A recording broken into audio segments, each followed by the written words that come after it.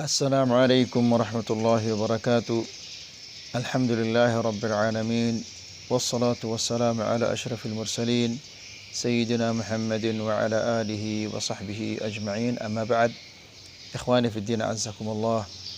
Mari sebelum kita beraktivitas dan melakukan kegiatan-kegiatan, mendengar sebuah hadis dari Rasulullah sallallahu alaihi wasallam. Hadis ini apabila kita mengamalkannya dan bisa mempraktekannya, insya Allah Allah Subhanahu wa taala akan menyelamatkan kita dari kejelekan-kejelekan di dunia maupun di akhirat. Hadis ini adalah hadis Abi Dzar radhiyallahu taala anhu yang diriwayatkan oleh Imam Tirmidzi. Rasulullah sallallahu alaihi wasallam mengatakan, "Ittaqillaha haitsu ma kunt wa atbi'is sayyi'ata al-hasanata tamhuha wa khaliqin nasa bi khuluqin hasan."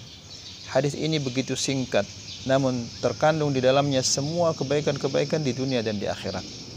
Rasulullah SAW mengatakan, "Ittaqillaha haitsu ma kunt." Bertakwa kepada Allah Subhanahu wa taala di mana engkau berada. Ikhwani fid din, azzakumullah. Yang demikian itu adalah karena bisa jadi manusia itu akan kehilangan imannya. Kehilangan imannya karena dosa yang dilakukan oleh matanya, dosa yang dilakukan oleh telinganya, atau lidahnya, atau tangannya, atau kakinya. Bisa jadi iman itu akan hilang di saat dia berada di dalam rumahnya. Bisa jadi iman itu akan menghilang ketika dia berada di luar rumahnya, di tempat bekerjanya, di mana-mana saja.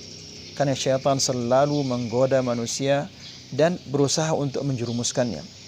Nah, ikhwani fiddin azzakumullah, apabila manusia itu bertakwa kepada Allah Subhanahu wa taala dimanapun dia berada, maka insya Allah Allah Subhanahu wa taala akan menyelamatkannya dari segala bentuk kejelekan-kejelekan, dan Allah Subhanahu wa taala akan menjaga imannya dimanapun ia berada. Kemudian ikhwani fiddin azzakumullah, nasihat yang berikutnya dari Rasulullah sallallahu alaihi wasallam, wa atbi'is sayyi'atal hasanata tamhuha. Ikhwani fiddin azzakumullah, manusia selalu digoda oleh syaitan.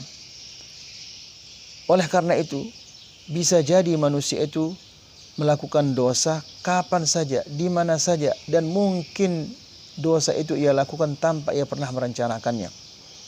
Nah, ikhwani fiddin azakumullah, karena manusia senantiasa melakukan dosa dan dimanapun saja dia bisa melakukan dosa, maka Rasulullah SAW menjelaskan kepada manusia, kepada kita, apabila engkau melakukan dosa, maka sertailah dosa itu dengan kebaikan-kebaikan, niscaya dosa itu akan terhapus.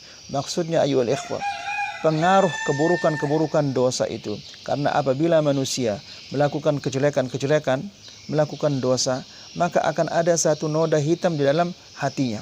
Apabila ia sertai kejelekan itu dengan kebaikan, dia beristighfar, dia salat, dia bertobat kepada Allah, dia bersedekah, dia puasa, atau melakukan kebaikan-kebaikan yang lainnya, dia berzikir, mengucapkan la ilaha illallah atau zikir-zikir yang lainnya, maka pengaruh dosa itu akan dihapus oleh Allah Subhanahu wa taala. Noda hitam yang ada di dalam hati kita itu, yang akibat dari dosa ini, itu juga akan dihapus oleh Allah Subhanahu wa taala. Ikhwani fiddin azakumullah, di antara keburukan-keburukan dosa itu bahwa apabila kita melakukan dosa, maka dosa yang satu ini akan memanggil saudara-saudaranya, akan memanggil dosa yang kedua, dosa yang ketiga, dan seterusnya. Namun apabila kita melakukan dosa, kemudian kita berbuat kebaikan, perbuatan yang diridhai oleh Allah Subhanahu wa taala, maka dosa ini terhapus dan pengaruh dosa itu juga akan dihapus oleh Allah Subhanahu wa taala. Setelah itu, wa khaliqin nasa bi khuluqin hasan, dan bergaullah dengan manusia dengan akhlak-akhlak yang mulia. Ikhwani fiddin azzakumullah, kita sebagai manusia ingin semua orang berbuat kebaikan kepada kita. Kita tidak ingin ada orang yang berbuat kejelekan kepada kita. Maka ikhwani fiddin azzakumullah, tidak mungkin orang-orang akan berbuat baik kepada kita selama kita berbuat kejelekan-kejelekan.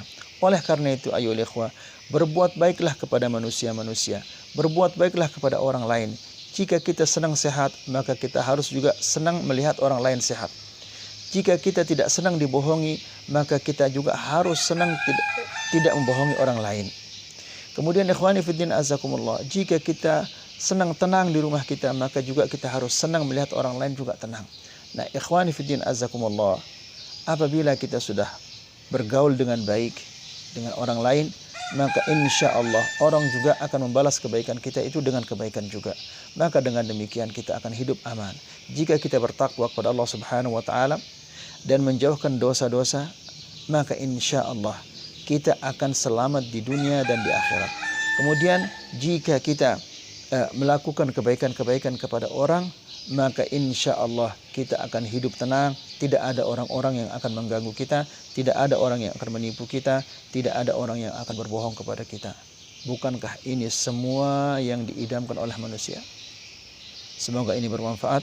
Wassallallahu ala nabiyyina Muhammad wa akhir da'wana alhamdulillahi rabbil alamin. Wassalamualaikum warahmatullahi wabarakatuh.